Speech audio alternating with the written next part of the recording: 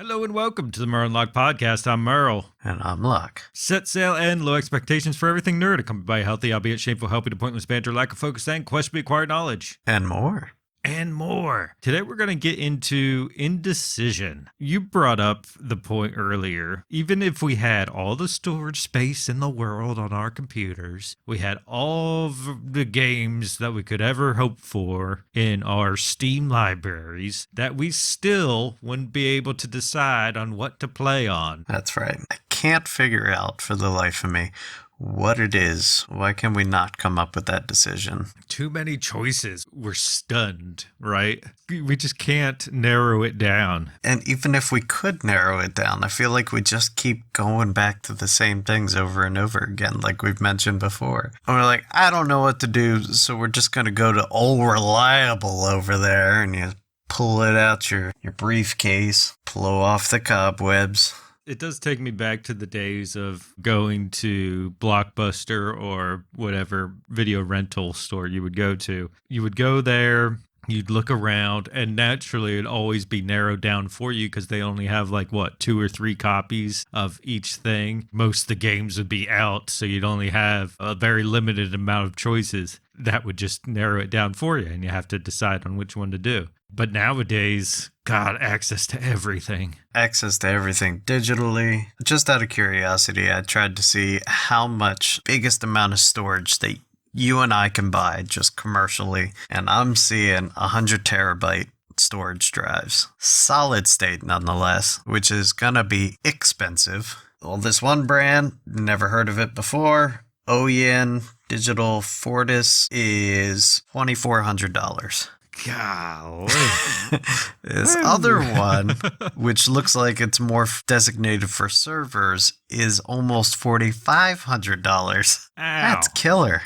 That's killer. That is pretty killer.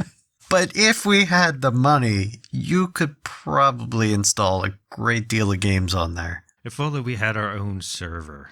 Wouldn't that be nice? Someday I hope to achieve that point. Yeah, but how much money does it cost to run a server? Well, I mean, it's going to cost you a lot to do the upkeep, but we're not here for upkeep on servers. Don't get me started there. That's not the topic. No, it's indecision, isn't it? Yes. I don't know if I've ever experimented with my daughter in this, but I remember going on summer kids camp type things. My mom would give me more money than I could fathom, and it'd be like $60. That was a lot for us.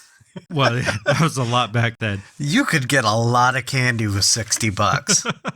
And that's the thing. Like, you go to the summer camp and they have like a little quote unquote convenience store, right? Where it's just, it's mostly just doodads, whatnots, and candy. You would go in there and be like, I could get anything I want, but what do I get? I don't know. As soon as you're given the opportunity to be able to get whatever you wanted, like, you just become stun locked and you can't decide on what it is that you want. Just the amount of choices, the amount of possibilities, I suppose, because it takes a lot of consideration, right? You say, should I just get something for myself? Oh, I can afford things for me and my friends, but what would me and my friends want to do? Should I ask them what they want, or should I decide for them? And that becomes more difficult. Once you add more people into the mix, then you have an even a harder time of making a decision. Somehow. Even though you could just make a poll, wherever the most decisions lie, you usually just kind of gravitate or find a middle ground between the options. Because for some reason, if you have 4 options and you have 4 friends, they're all going to choose different things. Where do my loyalties lie exactly? Like, who do I want to look out for the most? And then you have to put your own friends in a tier list. Who am I going to prioritize here? Yeah, a lot of variables to consider, I guess. All right. In that. Or I tried to look at it like, okay, these games are very common in this regard. Like, they're both first-person shooters, for example. I go, okay, we'll choose between these two then. 2 people chose first-person shooters, so we're going to go for first-person shooters. Now, decision, make it. Just start eliminating other things. But it's still tough. It is. Just add every game that ever existed into the mix. And I feel like over the past year, a lot of games have come out where I've been on the fence about things. And when it comes to getting it, I'm like, okay, well, who of my friends are actually going to play this with me? Or are they well enough off financially that they'll be able to get this game and join me for it? Can I say something convincing in order to entice them to give it a go? And, most of the time I'll present it to a friend and they'll be like, well, I can't spend money really right now. I can't really get a new game. So why don't we play an older game? And then the entire time we're playing that older game rather than the new game I wanted to play, all I can do is think about the newer game that I wanted to play, but you couldn't afford to get it. And now there's some kind of resentment underlying there. But I'm like, that's nonsense. Why would I resent my friend for not having enough money to spend on a new game? But are you trying to tell me something? No. I feel like Merle's holding a little resentment toward Locke. Why is Locke talking in the third person? These are things to ask myself. I find I have this problem with streaming service as well. I find the easiest nights I have as far as dinner goes. Dinner's a staple. I could do without food all day, but dinner's a staple. The easiest nights are when I decide just to make dinner for myself and my daughter. And then I give her food. She does whatever. We don't do like the sitting around the dining room table just so we can have conversations because we converse all day. We don't need that excuse to talk to each other. So I let her have her food, do what she wants to do, and then I'll eat in the kitchen. I'll eat out of the pot that I had cooked in or something like that. You monster. I know.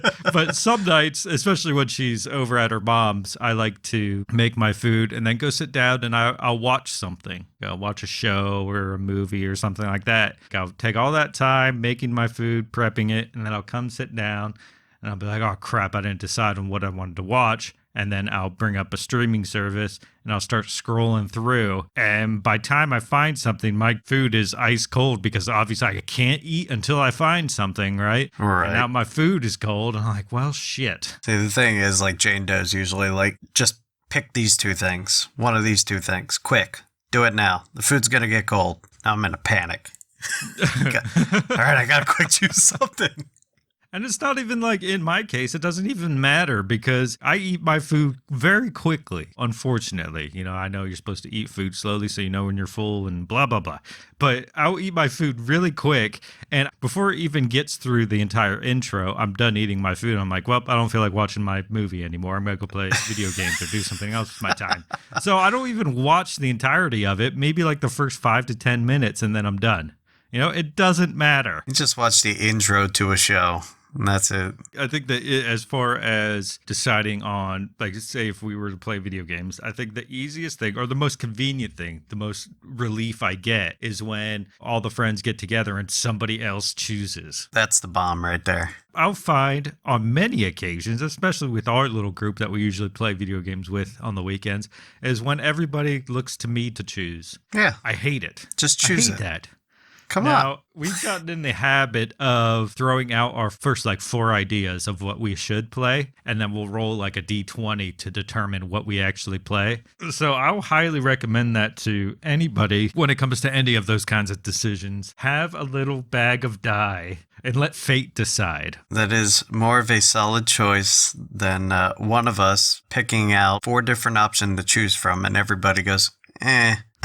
Yeah. Now you feel like an asshole because you suggested games that nobody has an interest in. You go, oh, okay, never mind.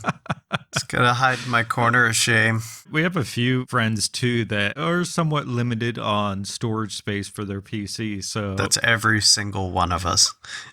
yeah, usually those decisions on what game we should play are first of all determined by what we all have downloaded at the same time, because we're not going to take the time to download a game, which, I mean, it would be easy enough to do, depending on the game, of course. But that would be the first determining factor. Second would be going between all of us and see what like our first picks are. So we don't let any one person determine what all of the choices are because, we might not agree on all of them. Now, if we had all the storage space in the world and we could afford to buy every game, this would be a little easier as far as this goes. But as far as our little group, it's we can't find what we have on our list, so let's look through the store.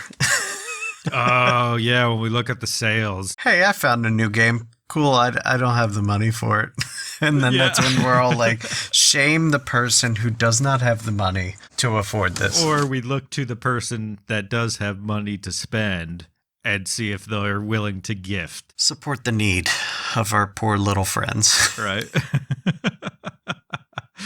It's what you have to consider, especially when you're an adult gamer. What of my friends are financially irresponsible enough to spend money on video games? Not that video games are necessarily a waste of money, because you get plenty of entertainment out of it. It's not like we're going out and drinking, which is socially acceptable, going out with your friends and getting that socializing time. We are socializing playing video games. We're just at home doing so. Right. And it costs less money than it would to go out.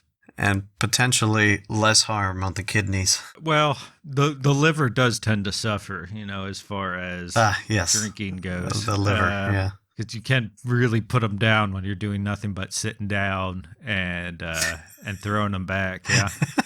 Start necking a few beers, and it's only worse when you got friends who are contributing. They're like, I'm going to go get a drink. And then you're like, yeah, you know what? I'm going to do that too. Yeah. That sounds like a good idea. Let's have a drink. And then, you have that one friend that had one too many, and they're like, they get back to their computer, you hear a bunch of pounding around on their side of the mic, and then they get back and they're like, I fell down the stairs. I didn't realize how drunk I was. It's like, well, and nothing got slower nothing's down better bit. than being the sober friend who gets to witness all of this. And they're like, you know what? I've been sitting here the whole time. I haven't moved. I got my adult diaper on. If you enjoy the Merle and Locke podcast, please consider becoming a patron by going to patreon.com/MerleandLocke or simply follow the link in the description. Thank you.